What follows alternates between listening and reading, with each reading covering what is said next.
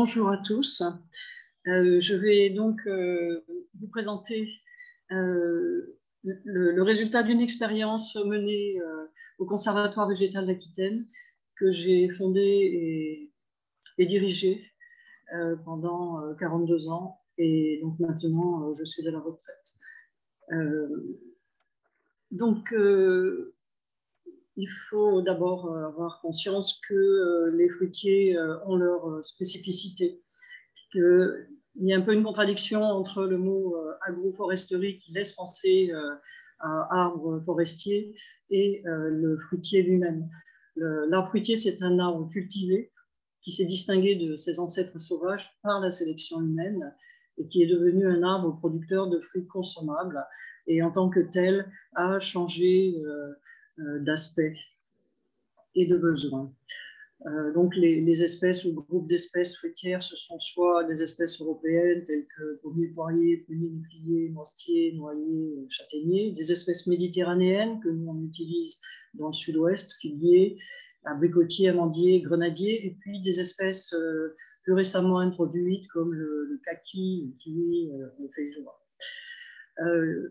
L'autre spécificité des fruitiers, c'est d'être majoritairement multipliés par voie végétative.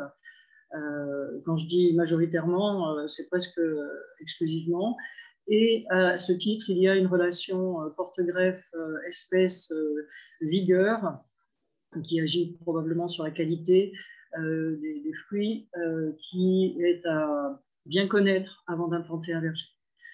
Et pour terminer sur la différence entre l'arboriculture fruitière et l'agroforesterie, c'est qu'il y a une grande différence entre être arboriculteur et être forestier, et que produire des fruits, ça demande de l'énergie. Ça demande de l'énergie à tout le monde, pas seulement aux hommes, mais au sol et aux plantes. Les possibilités qui sont offertes à l'heure actuelle par une arboriculture agroécologique que je vais vous présenter, ce sont celles qu'on a mis au point au Conservatoire d'Aquitaine et qu'on a utilisées pendant 25 ans. Ce sont des haies fruitières, des associations de plantes, et puis utiliser la biodiversité intra- et extra-parcellaire. Alors les besoins des arbres fruitiers sont toujours à rappeler et avoir en tête en permanence quand on plante, qu'on veut produire des fruits. C'est d'abord un bon éclairement pour une bonne photosynthèse. Et bien entendu, plusieurs critères interviennent comme l'orientation du verger, la conduite des arbres, des voisinages aussi. L'importance du sol, on est vraiment obligé de penser en premier, avant toute tentation, à l'état du sol. Il doit être d'abord riche en matière organique, bien équilibré avec de l'azote en atmosphère et en vide, c'est-à-dire que les plantes ont besoin d'oxygène, et puis en minéraux disponibles et en vie du sol, en micro- et macro-organismes. C'est assez difficile d'aller voir la présence des micro-organismes, mais ils sont essentiels au bon état des arbres ultérieurement. Et d'autre part, il y a une nécessité d'une bonne gestion de l'eau, soit par des apports extérieurs, soit par du drainage, et éviter l'asphyxie racinaire. Ces espèces sont très fréquemment très sensibles à l'asphyxie racinaire. Donc, l'asphyxie racinaire étant liée à un manque d'oxygène par excès d'eau qui occupe les pores du sol. Il y a aussi un aspect qualité sanitaire. Donc, si on veut ne pas traiter beaucoup les arbres, c'est aussi le problème. Et la raison pour laquelle on se lance dans l'agroécologie en arboriculture, c'est de diminuer les traitements. Et pour cela, il y a des techniques que je vais vous présenter, mais il y a aussi la nécessité d'implanter des variétés moins sensibles aux maladies. Et puis, bien entendu, l'adaptation des porte-greffes, puisqu'ils sont là presque en permanence, presque pour toutes les espèces, l'adaptation des porte-greffes au sol. Alors juste, je ne fais que des redites probablement sur ce que vous avez déjà vu, mais en première année, un arbre fruitier a besoin de croître rapidement. Et pour se développer rapidement, il a besoin d'azote. Et en même temps, il faut faire attention aux excès d'azote. donc une absence de parasitisme. Pour une absence de parasitisme, en particulier d'insectes piqueurs-suceurs, il ne faut pas déséquilibrer la sève, et il est important donc de ne pas avoir d'excès d'azote. C'est tout un équilibre qui est à obtenir. Et quand on veut implanter un verger, qu'il soit verger conventionnel ou agroécologique, il faut d'abord se demander pour quel besoin le verger, faire un plan de parcelle, un plan du verger, choisir les espèces, choisir la conduite que l'on veut donner aux arbres, qui amènera à utiliser ou non, plus ou moins, le sécateur, hein, et choisir les porte-greffes pour pouvoir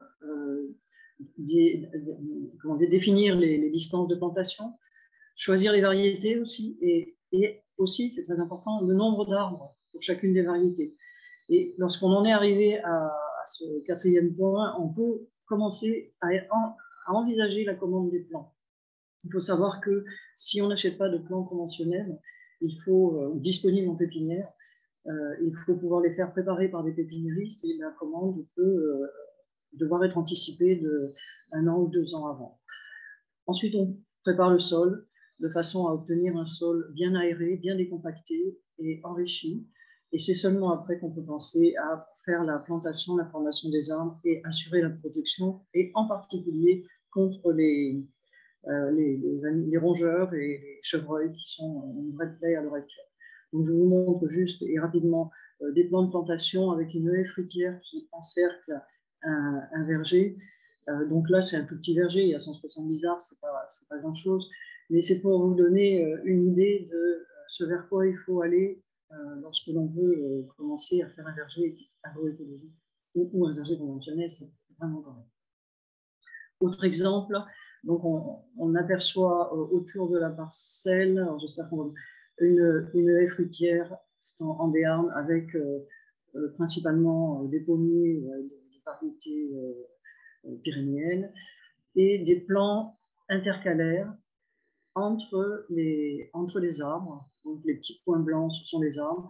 Des plants intercalaires qui sont soit des espèces fruitières rabattues sous la couronne des arbres, soit des petits fruits, donc qui encerclent la parcelle, et une parcelle qui est complantée en arbres fruitiers et céréales de variétés anciennes. Donc les entrerangs sont implantés avec des céréales, et les rangs sont faits soit avec des arbres à très haute densité, donc porte-greffes nanifiants, soit densité moyenne, avec des porte-greffes semi-vigoureux, et puis plus largement avec des porte-greffes vigoureux.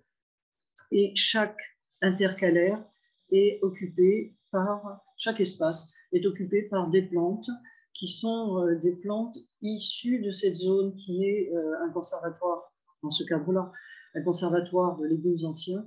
Et donc, on peut implanter soit des légumes, soit des plantes qui serviront à l'économie de l'entreprise, donc des plantes qui pourront être commercialisées. Donc, on n'insiste jamais assez sur la plantation, quel que soit le type de verger que l'on veut faire. Donc, il faut absolument soigner ces plantations. La préparation du sol est essentielle à la vie du verger, à la bonne santé des arbres. Donc, il faut décompacter les sous-sols, aérer les sols, faire des apports conséquents de matière organique, quel qu'il soit, vérifier les apports de cuivre, de soufre, d'oligo-éléments, donc vérifier les taux de bord. Les arbres fruitiers en sont friands, si on peut dire, ainsi que les taux de cuivre et de zinc et les équilibres entre le cuivre et le zinc. Et puis faire en sorte que des champignons et des mycorhizes puissent être se développer, en particulier lorsqu'on est en phase de sol appauvri. Ça nécessite de faire des analyses de sol. Ensuite, on peut buter. Nous, on pratique toujours le butage de façon à limiter les risques d'hydromorphie s'il n'y a pas de pente, par exemple, ou si les sols sont superficiels. Et puis, on peut éventuellement semer un engrais vert au préalable, après la préparation du sol, en attendant la période de plantation. Alors, planter, ça nécessite de prendre des précautions. Donc, je vous signalais la présence d'une butte potentielle. Donc, la plantation doit être faite superficiellement. Ce n'est pas à nous d'enterrer les arbres. Hein. Ce sont aux racines de descendre.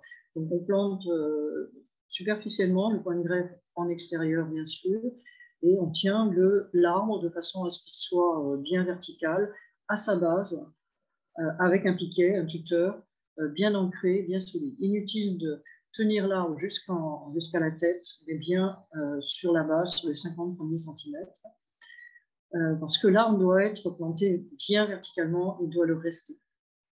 Ensuite, au moment de la plantation, c'est important de braviner les racines pour amener un milieu microbien qui peut être soit issu de fermentation de céréales, soit présentant des mycorhizes. On peut trouver des produits commerciaux intéressants. On peut aussi déposer sur le sol un milieu organique microbien d'origine forestière. Et puis ensuite, couvrir le sol pour limiter son réenherbement avant la plantation et apporter dans ces cas-là des produits de décomposition avec un paillage organique, que ce soit du mulch, de la paille de céréales ou du BRF, voire une couverture non organique, une bâche perforée ou non.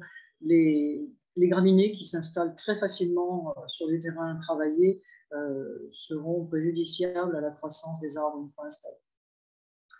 Donc pour les haies fruitières, on alterne des arbres et des plantes intercalaires, comme je vous l'ai indiqué tout à l'heure, en maintenant les arbustes et les plantes intercalaires en dessous de la couronne des arbres, et cela par un rabattage une fois par an, parfois deux, dans les zones où on est obligé d'arroser les arbres, comme par exemple dans le sud-ouest, on est obligé d'arroser les arbres, pas les arbustes, mais les arbres, et malgré tout, les arbustes en profitent et ont tendance à vouloir pousser un peu fortement. De fait, parfois, on est obligé de rabattre à nouveau des arbustes en été.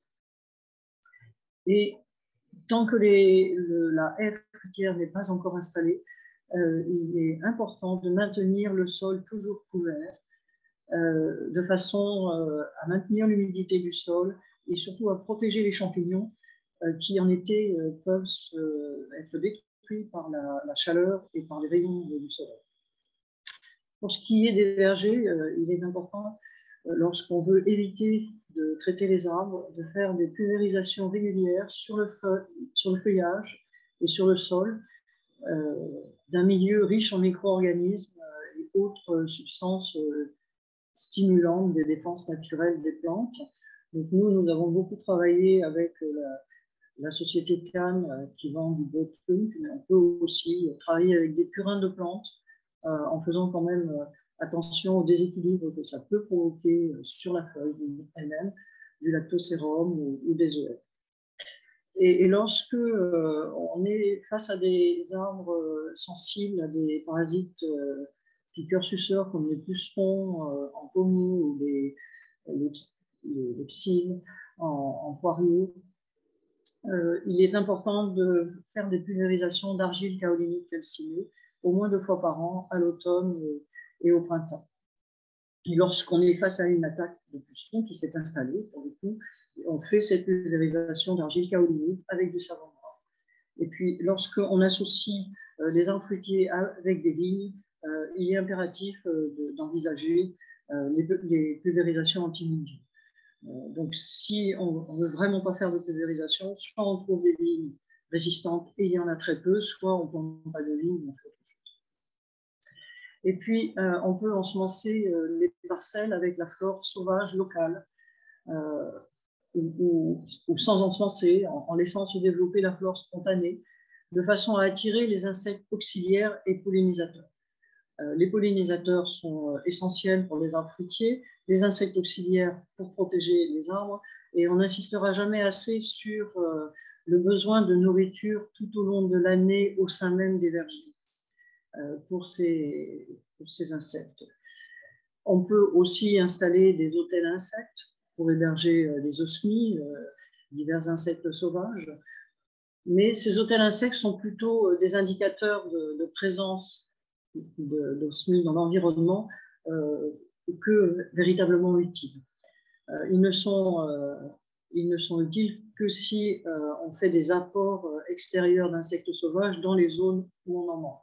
Mais lorsque la flore sauvage est laissée présente et qu'on traite très peu l'environnement, les insectes vont venir systématiquement. On peut aussi installer au sein des vergers, pour héberger une grande diversité faunistique, des nichoirs à oiseaux, avec des multiples possibilités d'entrée, hein, pas un seul type de nichoir, des poteaux de pose de rapaces, donc assez hauts, ou alors on peut aussi conserver des grandes branches, des arbres morts dans l'environnement. On peut aussi installer des nichoirs à chauves-souris avec tout côté aléatoire. Souvent, les nichoirs à chauves-souris restent vides, mais parfois ça fonctionne. Et puis des tas de bois, des tas de pierres pour héberger les mammifères sauvages et les reptiles. Donc ça, c'est tout l'aménagement de l'environnement. Parce que installer simplement des arbres fruitiers dans un système agroécologique sans penser à l'environnement, c'est quasiment voué à l'échec. Enfin, en tous les cas, ça sera extrêmement décevant. Alors, quelques exemples en photo de plantes, d'arbres fruitiers associés avec d'autres plantes. Les techniques traditionnelles du sud-ouest et d'ailleurs ailleurs, puisqu'on en trouvait au Portugal, en Italie du Nord, sont les jouals, qui étaient des associations de vignes, d'arbres fruitiers et de cultures intermédiaires, intercalaires. Donc sur la photo du haut, on voit une ancienne association vigne-prunier et une grande parcelle de blé, sachant que autrefois les intercalaires étaient très étroits et juste de la largeur d'un plage de bleu. Donc ce système-là a été agrandi en ne laissant que les extrémités, les parties extérieures, donc en association vigne et arbres fruitiers. On en voit une autre en bas où la largeur traditionnelle a été conservée. Donc on a des alignements d'arbres fruitiers et de vignes qu'on aperçoit à peine, et puis une céréale, donc là un maïs, mais c'est parfois aussi du tournesol, sur une parcelle extrêmement étroite, donc qui a résisté au temps puisqu'elle est toujours présente. Donc on peut associer la vigne et les arbres fruitiers, sachant qu'on peut reprendre les vignes dans les systèmes traditionnels des hautains, c'est-à-dire laisser monter les vignes dans les arbres, sachant que les années à faible contamination à mildiou, les raisins produits sur la partie haute sont peu atteints. J'ai bien précisé, dans les années à faible contamination, et pas lorsqu'on a des années comme en 2021 où la contamination est exceptionnelle. Alors, qu'est-ce que c'est que la haie fruitière que l'on avait conçue au conservatoire? Son objectif, d'abord, c'était une adaptation de techniques culturelles traditionnelles. Son objectif était de produire une biodiversité maximum, tant en partie aérienne qu'en partie souterraine, servir à héberger, voire à développer une faune auxiliaire importante qui pourrait être utile pour d'autres arbres fruitiers voisins en verger. Le but était de ne recevoir que très peu, voire aucun produit phytosanitaire. Et toutes celles qu'on a installées, et on en a fait des dizaines et des dizaines, c'était vraiment sans aucun produit phytosanitaire. Et l'objectif, c'était de pouvoir faire bénéficier d'exudats racinaires des arbres présents à partir du voisinage, et puis éventuellement, pourquoi pas, ça peut aussi, comme toute haie qui se respecte, servir à clôturer un espace. Donc la haie traditionnelle, elle était à base épineuse, c'était des aubépines et des prunelliers, puisque la haie servait de clôture, et à l'intérieur de cette haie se trouvaient soit des fruitiers greffés ou des arbres champêtres. Oups. Voilà une photo d'une haie traditionnelle, et c'est sur cette base-là que nous avons conçu nos haies fruitières en verger. Avec un dessin des haies d'exemples de haies en Haute-Vienne, qui avait été représenté par Michel Baffet lorsqu'il faisait sa thèse en début des années 1980. Il avait dessiné les différents types de haies traditionnelles à plusieurs étages. Donc la partie basse, la partie buissonnante, et puis les arbres présents dans les campagnes de Haute-Vienne. Donc ce système, nous l'avons repris avec principalement 2 altitudes végétales, donc la strate arborée productive et puis une base arbustive intercalaire qui peut être productive ou non productive. On n'a pas utilisé la base épineuse parce que c'est pas pratique, hein, quand on veut récolter des fruits, de se retrouver à côté des épines de prunelier. Et par contre, on a utilisé toutes les espèces possibles et imaginables adaptées au climat et aux besoins de la biodiversité fonctionnelle, y compris des légumes ou des fleurs. Et l'objectif, c'est d'avoir un sol qui est ombré en permanence, donc couvert en permanence par des matières organiques qui participent à développer la biodiversité du sol. Et ces matières organiques, soit elles sont apportées d'une manière extérieure au départ, et quand la haie est bien constituée, ce sont en fait les produits de la haie elle-même qui vont servir à développer la diversité dans le sol. Donc voilà un exemple d'une haie qui a 5 ans après la plantation. Donc on voit les arbres fruitiers et les plantes intercalaires qui, à cette époque-là, étaient des arbres eux-mêmes, donc des cognaciers rabattus, des noisetiers rabattus, du néflier, des cerisiers acides. Et ensuite, on a intégré d'autres espèces comme les feijoas, les grenadiers. L'objectif étant d'avoir un linéaire continu, sans rupture, de façon à avoir des associations de racines ou d'exudats de racines et de mycorhizes au sein même de la parcelle. Donc là, je vous montre une photo où on vient de rabattre la zone intercalaire avec des arbres qui sont soit des cerisiers, soit des noyers. Donc on la reverra un peu plus tard.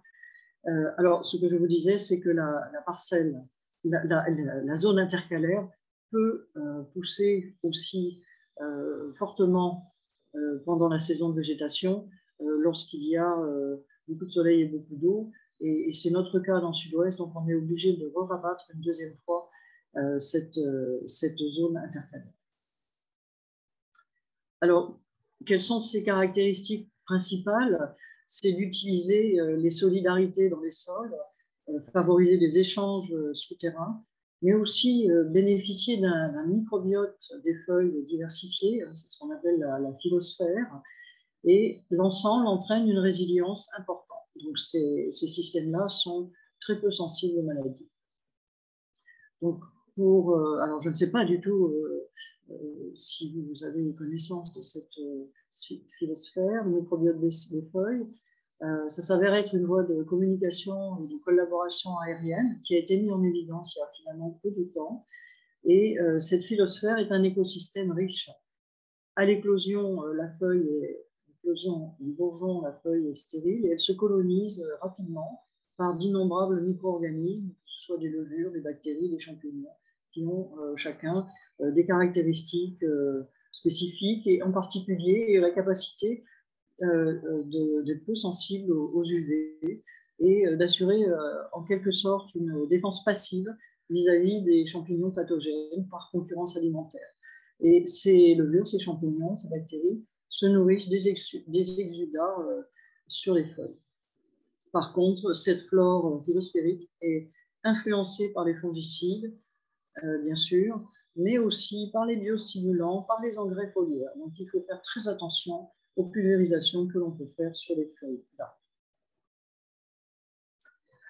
Alors, son intérêt, c'est d'avoir peu de besoins externes, l'ensemble bénéficiant des associations racinaires et des apports de chaque système à son voisin. Et dans le cas des haies fruitières, les problèmes d'ombre ne se pose pas en raison de la taille sévère de la zone intercalaire. Donc, la zone intercalaire ne fait pas d'ombre à l'arbre fruitier, et en même temps, le feuillage des arbres fruitiers, ça n'est pas un mur, hein, la lumière filtre évidemment de chaque côté, et l'ombre, le problème d'ombre que l'on oppose régulièrement ne se pose pas. D'autre part, ces haies fruitières offrent un aspect paysager. Alors, ce n'est pas nécessairement ce qui est recherché par un agriculteur, mais ça peut être recherché dans le cadre d'aménagement paysager. On peut très bien le faire avec des arbres fruitiers, grâce à la diversité des couleurs des feuillages, l'alternance des formes d'arbres, l'absence de monotonie déjà, et puis l'évolution spatiale et temporaire. Hein, les espèces à feuillage majoritairement caduques, donc on voit leurs feuilles tomber, et donc l'aspect pendant la saison est complètement différent, pendant la saison la saison fruitière, donc complètement différente de celle de l'hiver. Les floraisons sont échelonnées sur 2 mois, les productions de fruits étalées potentiellement sur un semestre. Donc on peut avoir un aspect paysager pas négligeable, d'autant plus qu'on peut intégrer des espèces à feuillage persistant dans le système, comme des arbousiers ou des feijoas lorsque l'on parle d'arbres fruitiers. Et puis, évidemment, il y a un aspect environnemental évident, puisque ça a une grande utilité pour la faune auxiliaire, pour les insectes pollinisateurs, pour les oiseaux et pour la vie du sol. Donc, une photo d'un exemple d'une haie qui a 4 ans, implantée dans le sud des Landes, dans un milieu humide. Donc, la haie n'a absolument pas besoin d'être arrosée, avec des pruniers ou des pommiers qui ont poussé très rapidement, sans engrais. Hein, il n'y a pas eu d'apport, à part la préparation du sol. Ensuite, il n'y a plus d'apport d'engrais au niveau des arbres. Alors là, je vois un arbre qui penche, qui mériterait d'être redressé. Vous voyez, ça c'est très important, parce que sinon on a la couronne qui se déséquilibre, et puis, bon, je ne sais pas si vous voyez, mais très rapidement les arbres produisent, et puis vont se pencher de plus en plus sous le poids des fruits. Et on est dans un linéaire continu sans rupture. Et ce que l'on aperçoit au-dessus des arbustes qui viennent d'être retaillés, c'est que pour éviter la brûlure du soleil, on a de plus en plus de brûlures liées au soleil dans le sud-ouest, soit par des brûlures des troncs des arbres à l'orientation sud-ouest, soit carrément par la zone que l'on rabat en été si on est obligé de le faire.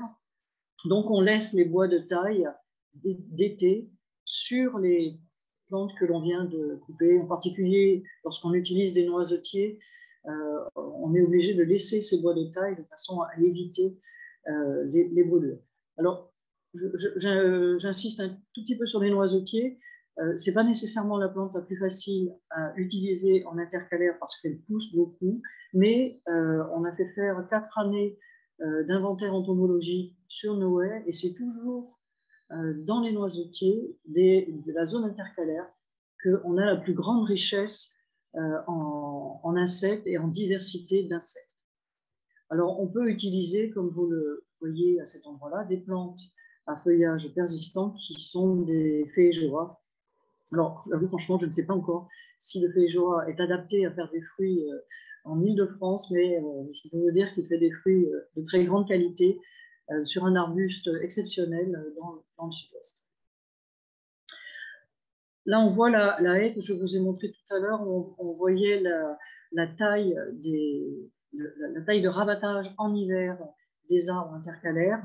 Donc là, on est en été sur des arbres qui sont un tout petit peu plus âgés. Donc on voit apparaître les noyers qui sont largement espacés. Hein. On arrive à planter les arbres tous les 5 mètres, tous les 4 ou 5 mètres dans des haies conventionnelles, dans des haies fruitières que l'on met en place avec des espèces classiques, pommiers, poiriers, cerisiers, mais lorsqu'on touche au noyer, on est obligé d'espacer davantage les plants, et il faut les espacer de 10 à 15 mètres. Donc on voit les plants intercalaires qui produisent eux-mêmes, qui peuvent produire eux-mêmes des points ou des nefles. Donc là, on voit une haie faite avec des arbres qui ont été rabattus sous forme arbustive, donc entre autres du noisetier, dans une zone plantée avec du pêcher. On peut aussi voir sur cette photo un poirier. Donc on est dans une haie qui n'a reçu aucun traitement phytosanitaire et aucun amendement depuis sa plantation. Donc là, on doit être à peu près à la 6e ou 7e année après plantation, et les poires n'ont aucune tache de tavure et il n'y a aucun puceron sur ces arbres. Je ne dis pas pour me faire plaisir, hein, c'est vraiment le résultat de cette eau. Et on voit aussi sur le cognacier les points qui commencent à se former. Donc, c'est vraiment un ensemble très, très dense de biodiversité et de récolte. Alors, on a mis aussi des cerisiers acides, des Prunus cerasus, en arbustes que l'on rabat, et ce qui ne les empêche pas de produire des fruits. Alors, certes, au lieu de prendre une échelle pour cueillir les cerises, on est obligé de se baisser, mais on peut aussi obtenir des fruits dans cette zone intercalaire sans aucune difficulté. Pour les fertilisations, les irrigations, évidemment, plus les volumes de fruits recherchés seront élevés, plus la fertilisation devra être raisonnée. Je veux dire qu'il est possible, à un moment donné, d'apporter une fertilisation spécifiquement aux arbres et peut-être pas aux arbustes. Quant aux apports d'eau, ils peuvent être localisés aux arbres seuls. Ils ne sont utiles que dans les régions où les sécheresses d'été sont prolongées et que ça nécessite un arrosage. Dans le sud-ouest, on est presque obligé d'arroser.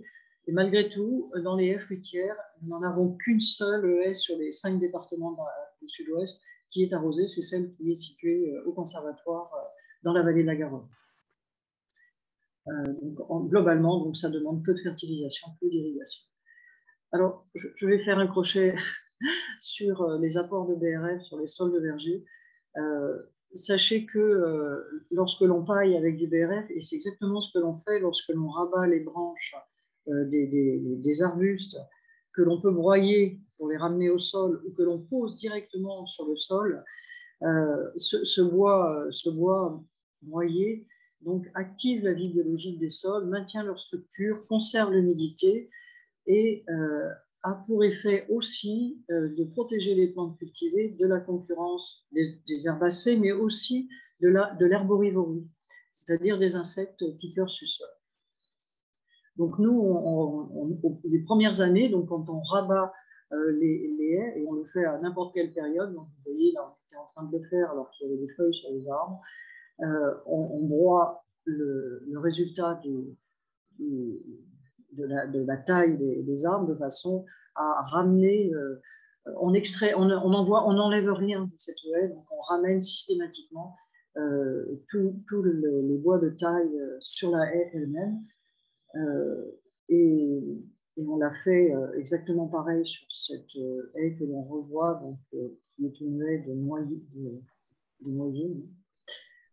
Et on l'a fait aussi en verger, qui est un verger, on est face au verger conservatoire, donc il y a une grande diversité, mais on a protégé les sols pendant plusieurs années, presque une dizaine d'années, avec du BRF. On a arrêté depuis, puisque ça demande quand même beaucoup d'apports extérieurs. Mais on comprend qu'il est bien plus utile, une fois que le BRF a fait son effet, d'implanter des plantes basses pour éviter la concurrence ou le développement des graminées spontanées. Nous, on est passé par les graminées spontanées. Alors, quelles sont les autres possibilités de développer la biodiversité dans les vergers? C'est pour augmenter la diversité entomologique et la fertilité du sol, on peut éviter les tontes ou les désherbages chimiques. Bon, je crois qu'on est nombreux à être passés hors des désherbages chimiques, mais l'entrerang peut être roulé avec des rouleaux FACA et ça permet donc aux plantes à la diversité des plantes d'augmenter. et donc d'héberger davantage d'insectes si on roule ces plantes après la floraison. Donc ça diminue les besoins en eau, ça évidemment diminue la consommation de carburant par rapport à la tonte qu'il faut faire régulièrement lorsqu'on maintient un verger désherbé régulièrement. Sauf que quand on veut faire bien, on peut toujours avoir un souci. Il faut faire attention au développement de plantes stolonifères. Nous, on a eu une parcelle qui s'est fait envahir par de l'agrostis stolonifère parce que le passage de Rhodophaca a fini par tasser les sols. L'agrostis stolonifère s'est installé et a fait comme une espèce de paillage énorme au-dessus du sol et empêcher l'eau à la fois de pénétrer quand il pleuvait ou de s'évaporer lorsqu'il pleuvait trop. Donc, il faut faire attention à tout ce que l'on peut faire comme apport positif, ça peut se retourner contre eux. Mais globalement, le roulage des plantes après leur cycle de floraison, c'est quand même une grande avancée. Il faut pouvoir le faire malgré tout quand les plantes sont suffisamment sèches pour qu'elles restent collées sur le sol et donc qu'elles protègent de l'évaporation. On peut aussi faire des semis de couverture végétale dans les entrerangs avec un mélange de graminées et de fabacées, de légumineuses. On peut protéger les plantes, donc protéger les plantes elles-mêmes par des éliciteurs, par des pulvérisations sur le feuillage. Nous, on a beaucoup utilisé le brotru, qui est donc un produit issu de céréales fermentées, mais on pourrait très bien le faire avec des EM, des micro-organismes efficaces, par une technique qui s'appelle la lithofère, donc la litière forestière fermentée, qui est quelque chose qu'il faut développer sur la ferme, donc par soi-même, qu'il faut bien maîtriser, pas encore évident, ou des produits à base d'algues, de lactosérum, diverses macérations, décoctions, ou des produits issus de la biodynamie, toujours dans l'idée de protéger ou développer la phylosphère et surtout ne pas entrer en concurrence avec elle ou la limiter. Donc là, je vous montre un verger qui fait 1,5 hectare, qui n'est plus traité avec des produits phytosanitaires depuis 2012, donc de 2012 à 2022, sauf les vignes, parce qu'on est obligé de faire des traitements anti-mildiou et surtout contre la flavescence dorée. Mais ceci dit, dans cette parcelle qui n'a reçu aucun produit phytosanitaire, ni fongicide, ni insecticide depuis 2012, mais seulement le BRF au sol et le brotru, le canet, produit issu de la fermentation de céréales, 5 à 6 fois par an.